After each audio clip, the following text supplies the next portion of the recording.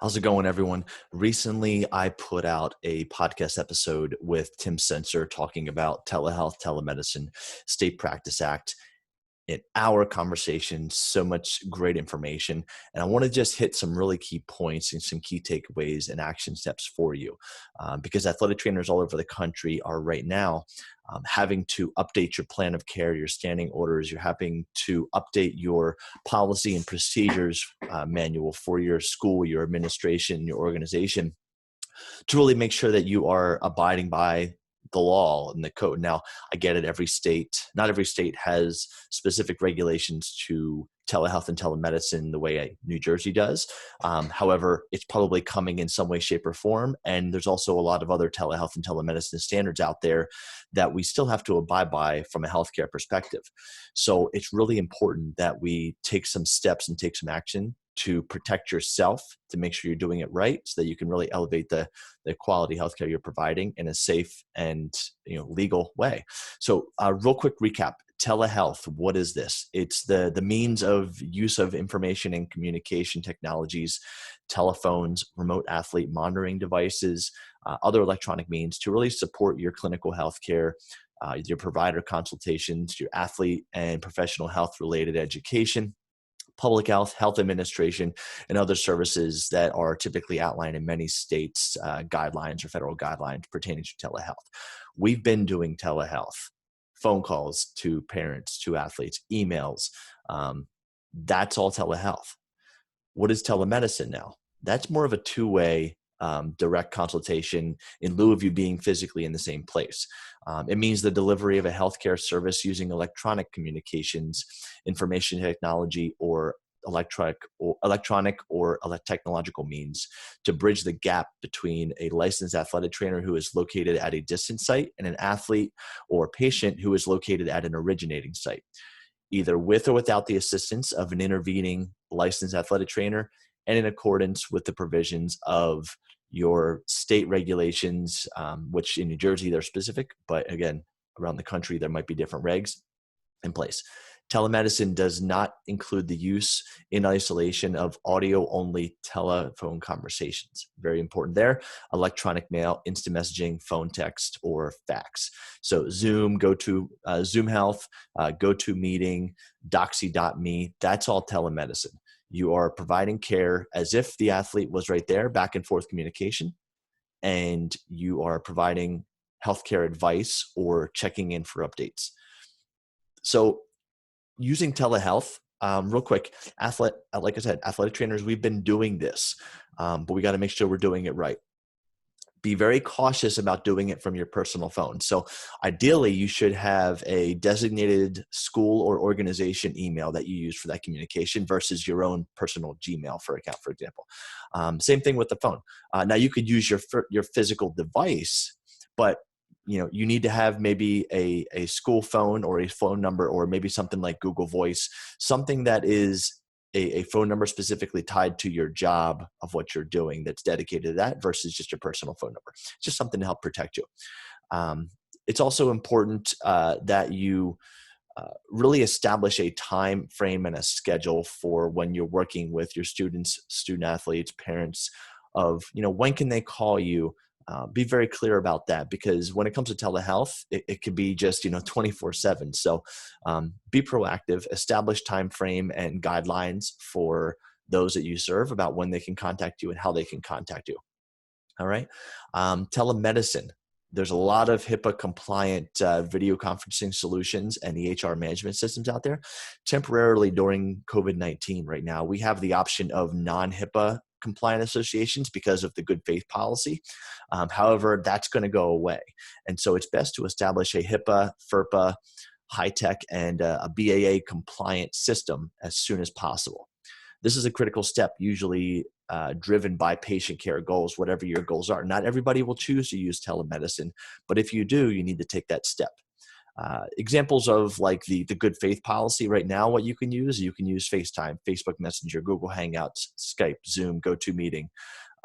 But those are not ideal. The key is that you want to do something as soon as possible that will be HIPAA, FERPA, and high-tech compliant. Doxy.me is a great one. Zoom Healthcare, another great option.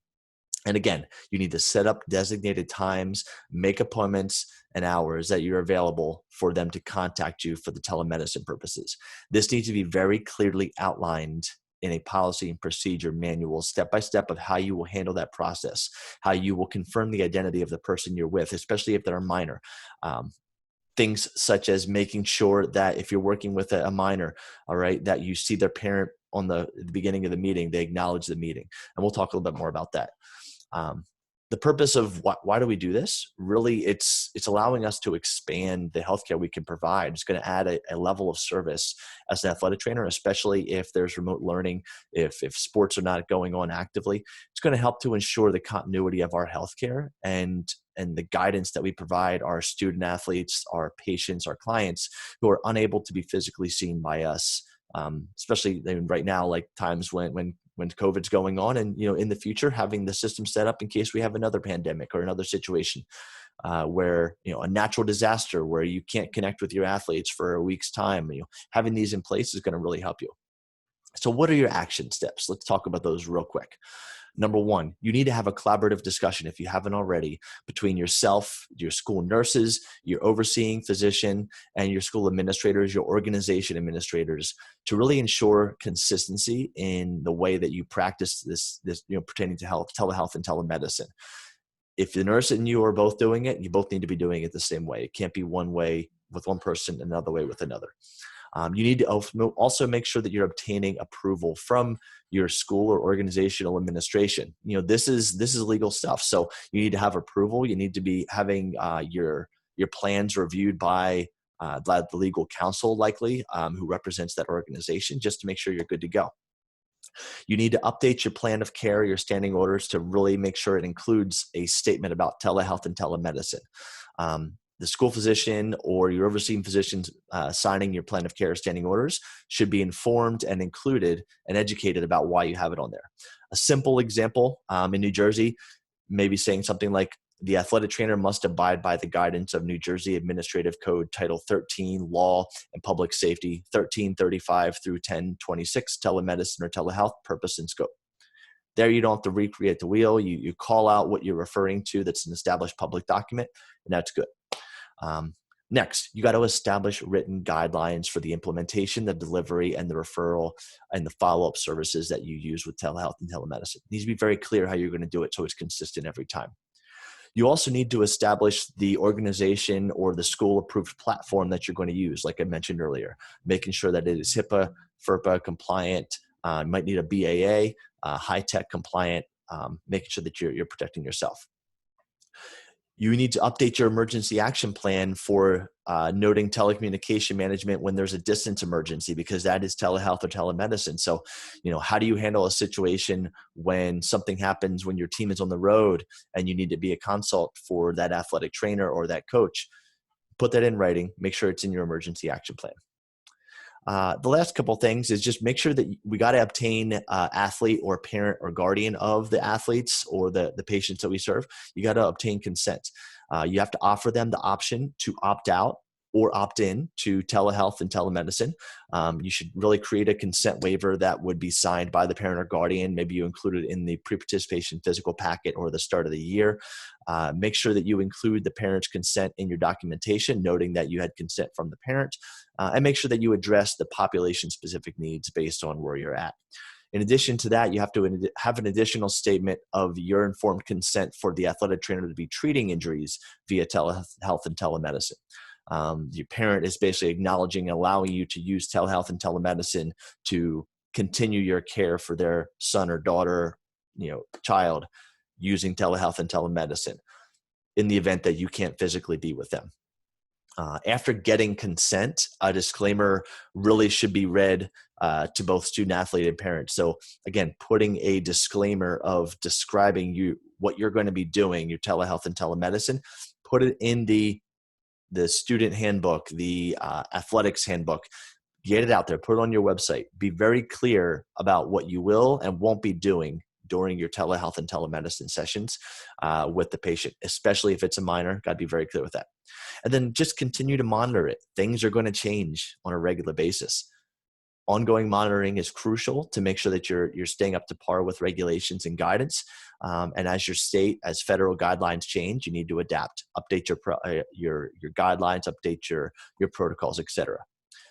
Really awesome opportunity to elevate the service that you provide as an athletic trainer. I want to thank Tim Sensor and for his in-depth conversation on the podcast that helped to develop this. And I also want to give a shout out to Timothy Mancuso, who's an athletic trainer with RWJ Barnabas Health, who also was instrumental in helping to clarify these guidelines I shared with you today and really get them in a way that's easy to communicate. So thank you, Tim and Tim, for doing that. I'm happy to share these tips with everybody. And if you have any questions, shoot us a message, cATalyzingpodcast@gmail.com, or direct message on Instagram, Twitter, Facebook @cATalyzing ATS. And we'll be happy to direct you in the right direction the best I can. Thank you very much. Talk to you soon.